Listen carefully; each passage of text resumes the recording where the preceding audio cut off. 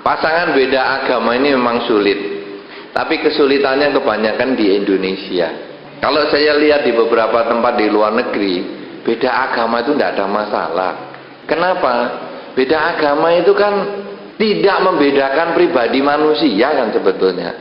Agama itu kan dorongan orang untuk berbuat baik. Bahkan menanyakan agama secara langsung sebetulnya itu adalah merupakan sikap yang tidak sopan. Sama dengan mengatakan, berapa sih gajimu? Berapa sih pendapatanmu sebulan? Berapa sih pengeluaranmu? Berapa sih kamu bisa save money setiap bulan? Terlalu pribadi. Nah, pertanyaan tentang agama juga begitu. Bahkan kadang-kadang yang lebih parah kalau di Indonesia, kita ngomong baik sekali, pada buntutnya kita tanya, agamamu apa? Begitu dia jawab yang berbeda dengan kita, langsung kita tarik diri, serut. Wah, hati-hati nih ngomong sama dia nih. Itu konteks Indonesia. Sehingga masalah agama di Indonesia jadi problem. Problem yang pertama, orang Indonesia paling suka kebudayaannya mencari yang tidak ada. Jadi mengada-ada toh. Apa contohnya? Acara mau mulai. Ini contoh yang paling gampang yang hari ini kita dapatkan. Acara mau mulai, jamnya berapa rencananya mau mulai?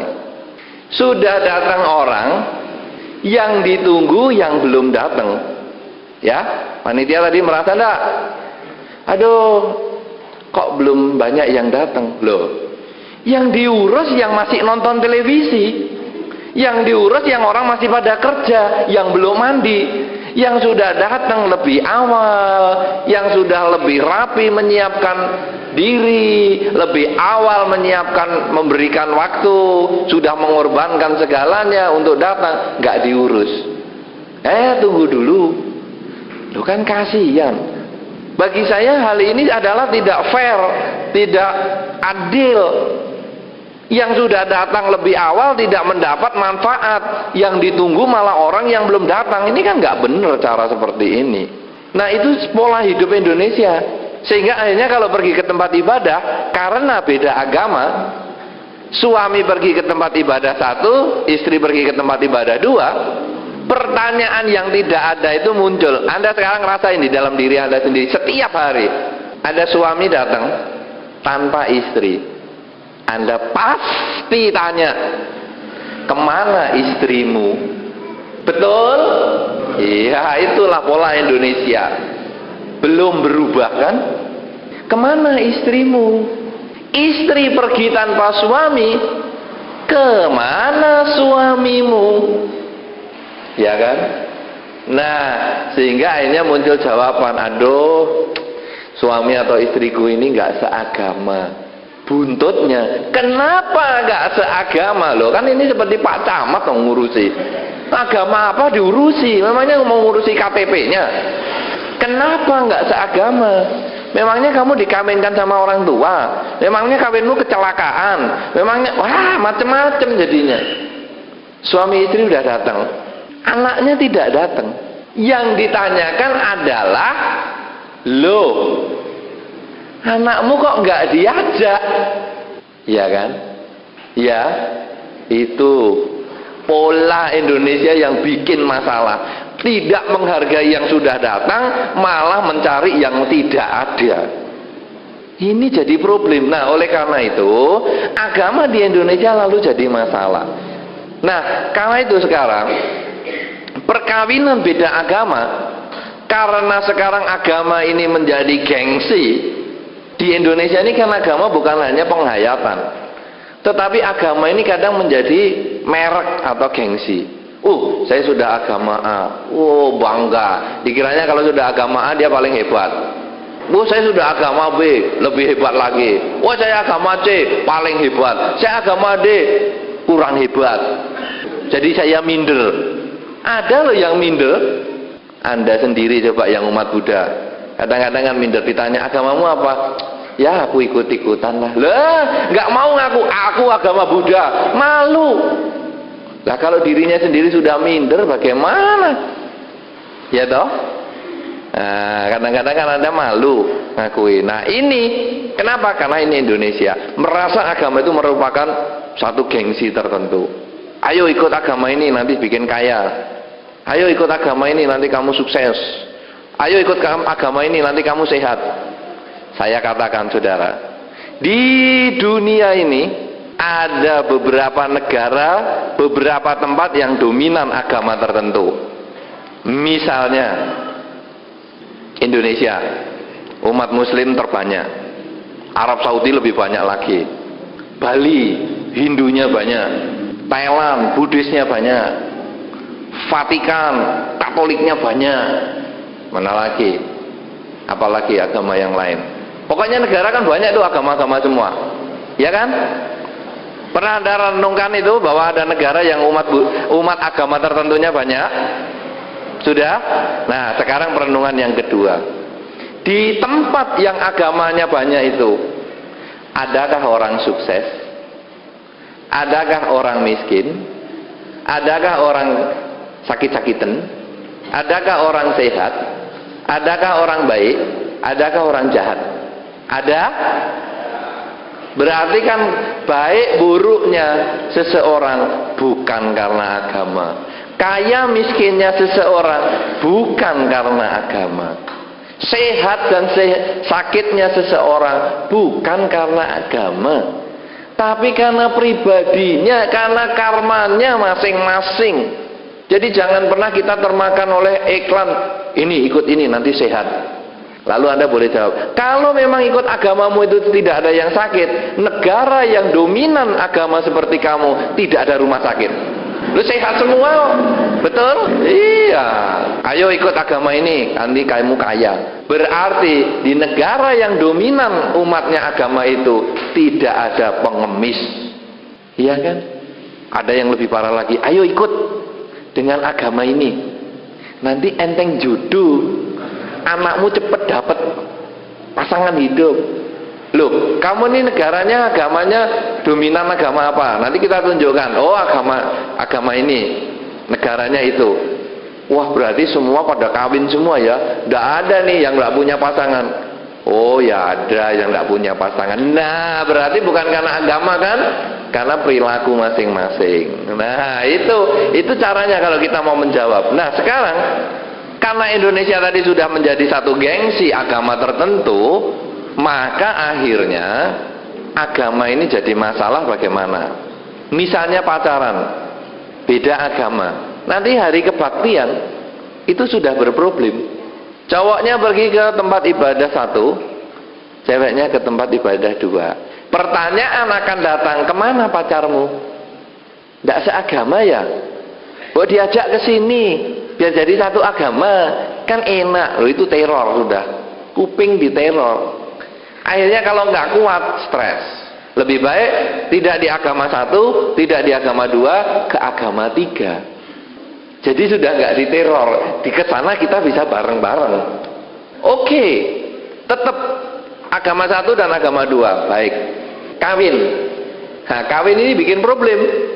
Karena di Indonesia ada undang-undang perkawinan yang mengatakan bahwa perkawinan yang itu harus diberkahi oleh agama yang dianut salah satu dari pasangan.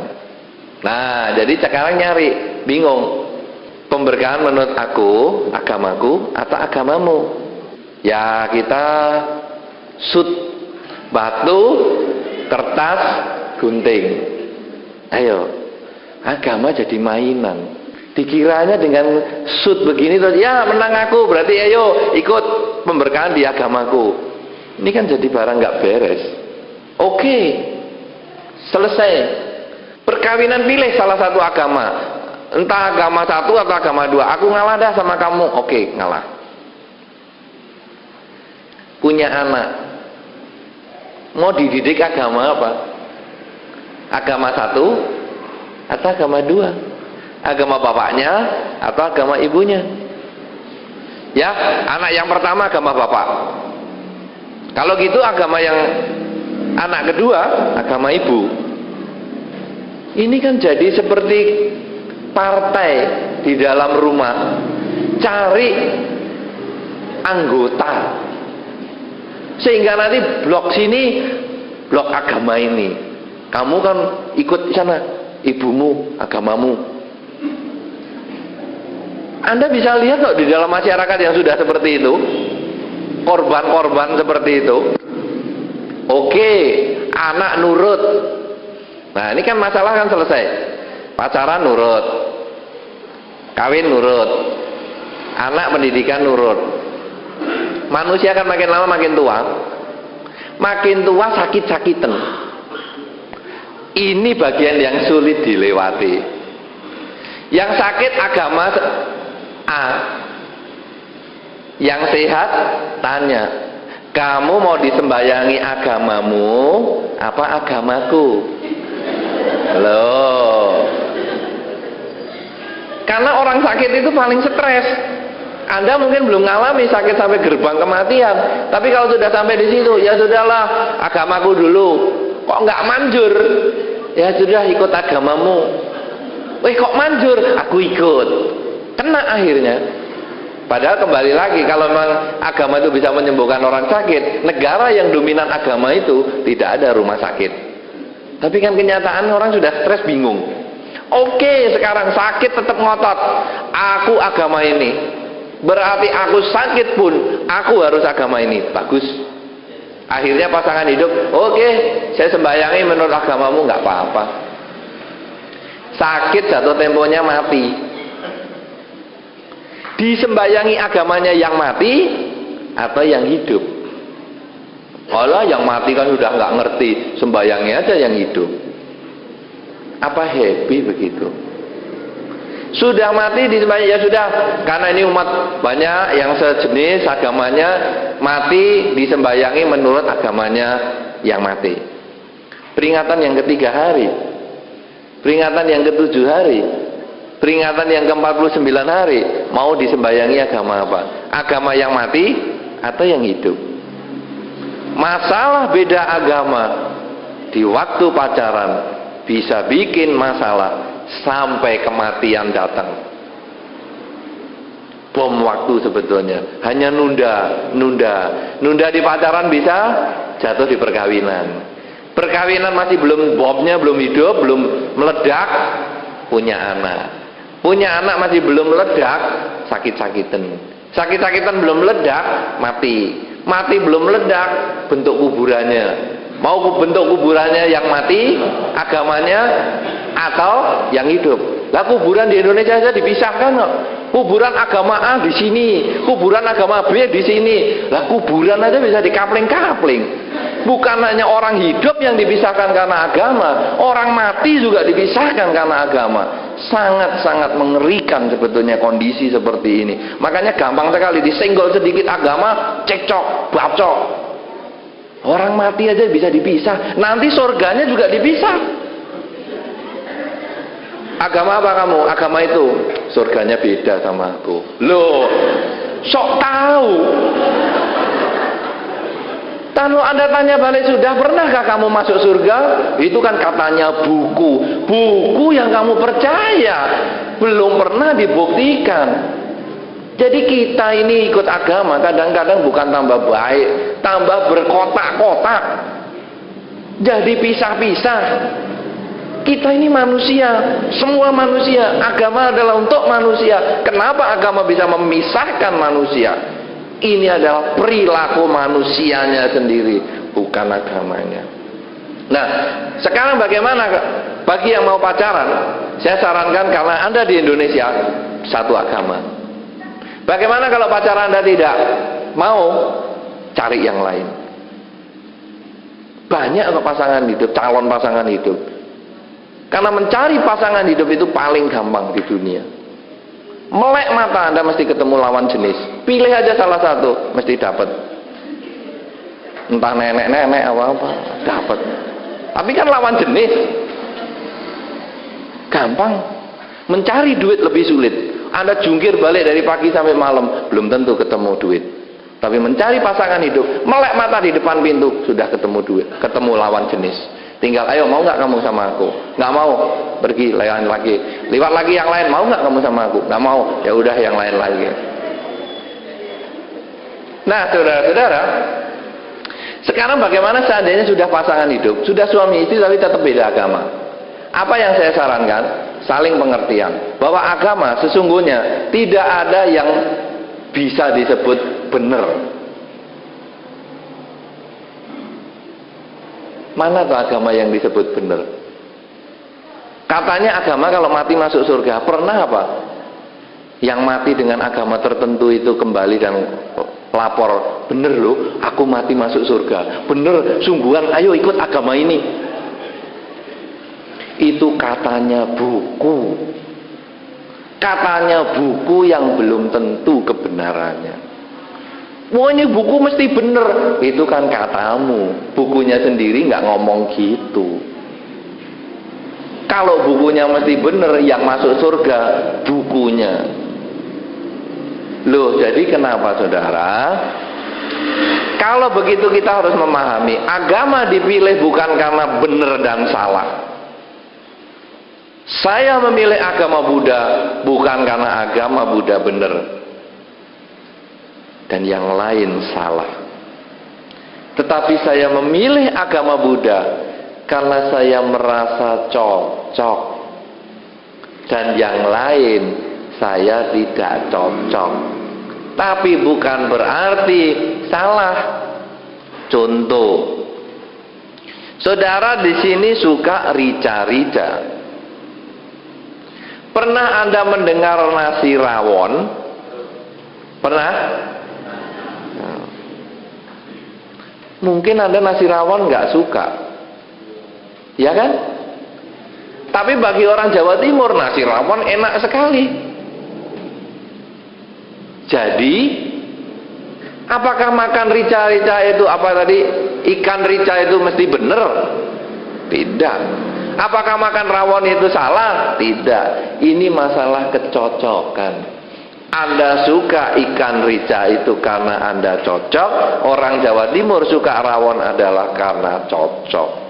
Tidak ada yang benar, tidak ada yang salah. Agama juga sama. Nah, karena itu ketika pasangan hidup bisa melihat bahwa masing-masing agama mempunyai kecocokannya sendiri. Mungkin pasangan saya cocok dengan dia, agama itu, semoga kamu bahagia. Saya cocoknya dengan agama ini, kamu tidak usah ganggu saya. Rumah tangga baru bisa berjalan lancar. Tapi ketika menganggap agamaku benar, agamamu salah, mesti isinya tiap hari urusan ini. Contoh gampang lah, sedang duduk manis berdua nonton televisi suami istri, agama Buddha dan non Buddhis. Datang nyamuk, karena pare-pare ini suka nyamuknya ramah-ramah. Ya, ramah sekali nyamuknya, seneng senggol sana senggol sini. Nyenggol nggak apa-apa, nyedot itu yang agak repot. Nah, datang nyamuk, lalu yang non Buddhis mau bunuh nyamuknya. Si Buddhis mengatakan jangan dibunuh, ini makhluk. Si non Buddhis ngomong, makhluk apa ini? Binatang, bisa dibunuh. Jangan, lebih baik kita tangkap, kita lepaskan. Oh, nggak waras kamu ya, nyamuk diurusi, ditangkap, dilepaskan, bunuh kan selesai. Akhirnya nonton TV yang baik-baik cekcok gara-gara nyamuk. Kenapa? Karena latar belakang agama yang berbeda. Coba kalau masing-masing satu agama, Buddhis, sama-sama Buddhisnya, duh, ada nyamuk, oke, tangkep ya, ayo, aku bantu tangkep, selesai, lempar keluar, beres. Sama-sama bukan Buddhis, ini ada nyamuk, tepuk, ayo tepuk, ceplok, selesai, nonton lagi. Lu kan enak. Tetapi dengan berbeda agama jadi problem. Nah, tapi kalau kita bisa menyadari masing-masing punya kelebihannya, masing-masing punya kecocokan, ya udah, kalau kamu senang membunuh ya karmamu ambil. Nggak apa-apa, memang ini binatang, nggak pakai karma-karmaan, plok, selesai, sudah, nonton TV lagi, kan begitu. Jadi enak, jadi tidak mempermasalahkan hal-hal yang kecil-kecil seperti itu. Ya, nah inilah yang saya maksudkan, bahwa perkawinan beda agama kalau bisa dihindari, tapi kalau tidak bisa dan sudah terlanjur, maka Anda hendaknya bisa saling memberikan pengertian bahwa semua agama sebetulnya berdasarkan kecocokan, bukan masalah benar dan salah.